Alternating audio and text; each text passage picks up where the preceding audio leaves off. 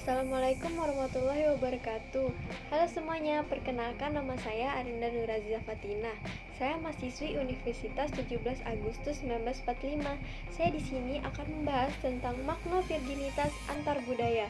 Nah, sebelum saya menjelaskan yang lain, saya akan menjelaskan virginitas itu terlebih dahulu. Sebenarnya virginitas itu apa sih? Ya, virginitas itu bisa disebut juga keperawanan atau perawan dan perawan merupakan seseorang yang belum pernah melakukan persetubuhan. Terus beberapa budaya maupun tradisi agama menempatkan keperawanan sebagai suatu kehormatan yang umumnya disandang oleh perempuan yang belum menikah. Nah, biasanya seseorang yang dikatakan masih perawan adalah yang memiliki selaput darah utuh. Apa sih yang dimaksud selaput darah?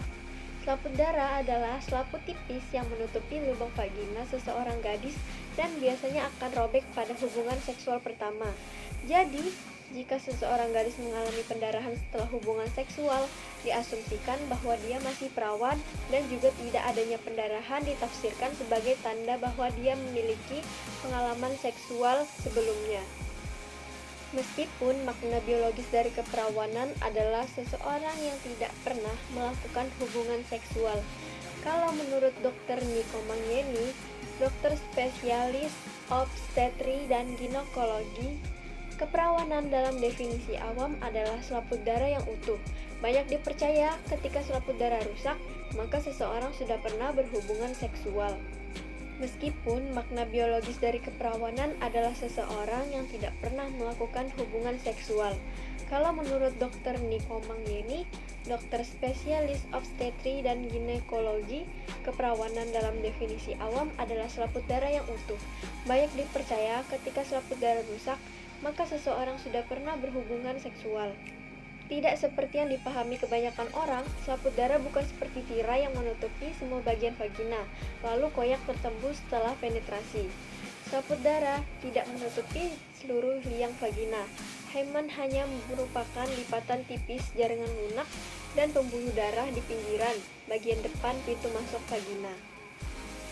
Bentuk, ukuran hymen, dan ketebalan pun bervariasi. Kegiatan seperti olahraga, tindakan medis tertentu, dan bahkan bentuk bawaan dari lahir juga dapat mempengaruhi bentuk selaput darah. Tidak hanya itu, ada juga wanita yang lahir memang dengan tanpa adanya selaput darah di vaginanya. Robeknya selaput darah akibat olahraga pun tidak dengan mudah terjadi. Perlu trauma atau suatu gerakan yang kuat dan berulang sehingga menyebabkan robekan. Kalau gitu kita lanjut. Di sini saya akan membahas keperawanan yang memiliki konsepnya masing-masing di beberapa belahan dunia.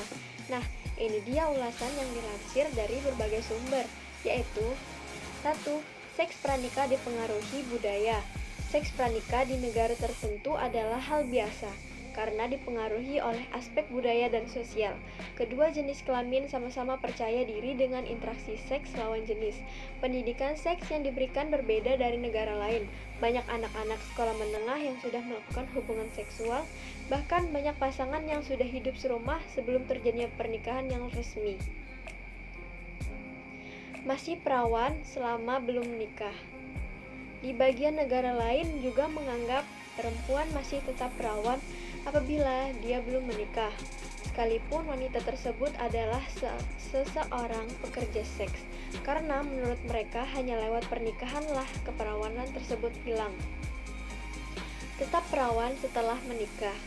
Ada pula di negara di mana seseorang wanita yang sudah menikah pun masih akan tetap dianggap seorang perawan apabila belum dikaruniai seorang anak.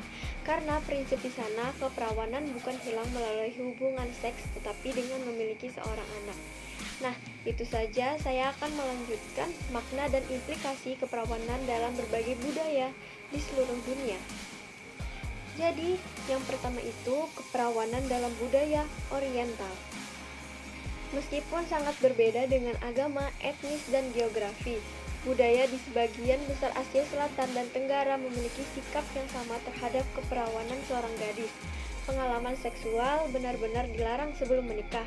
Dalam beberapa masyarakat Asia, keperawanan penting sebagai bentuk kontrol seksual. Untuk semua alasan ini, wanita di negara-negara Asia menunggu untuk melakukan hubungan seks, yaitu setelah menikah, yang pada zaman modern ditetapkan secara hukum setelah 18 tahun. Sebuah artikel di The Economic Times menunjukkan orang-orang di negara Asia kehilangan keperawanan mereka pada usia yang jauh lebih tua daripada mereka yang di Barat. Warga Malaysia adalah yang tertua yang kehilangan keperawanan mereka pada usia 23 tahun, diikuti oleh India pada 22, Singapura pada 22, Cina pada 22, Thailand pada 20, Hong Kong pada 20, dan Jepang pada 19 tahun yang lebih sedikit rendah. Itu menunjukkan fakta bahwa keperawanan masih sangat dihargai dalam budaya Oriental. Yang kedua yaitu budaya Islam. Sekali lagi, budaya Islam secara luas dibedakan berdasarkan bahasa, geografi, dan etnis. Tapi karena hampir semua mengambil hukum sosial dan moral mereka dari kitab suci Al-Quran Islam, maka pada masyarakat Islam, jika seorang gadis kehilangan keperawanannya sebelum menikah, keluarganya diizinkan oleh hukum negara untuk menghukumnya secara fisik.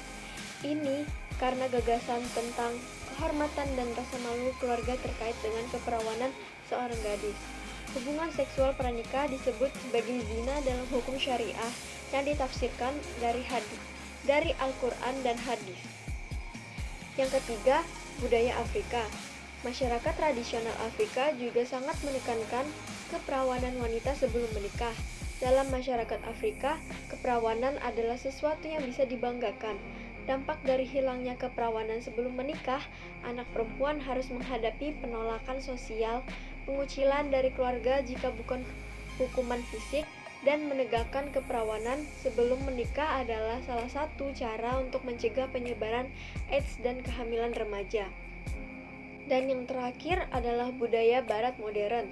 Pemisahan agama dan seksualitas dalam budaya Barat modern, bahwa keperawanan tidak lagi diidolakan. Emansipasi wanita yang lebih besar telah menempatkan pilihan seksual di tangan wanita itu sendiri.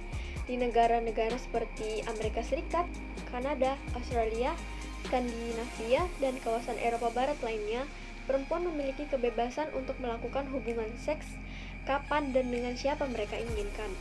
Memang dalam banyak masyarakat ini, seorang gadis atau pria yang masih perawan hingga menikah dianggap agak aneh. Nah, itu saja penjelasan saya tentang makna virginitas antar budaya yang bisa saya sampaikan.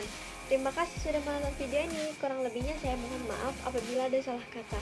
Wassalamualaikum warahmatullahi wabarakatuh. Sampai jumpa.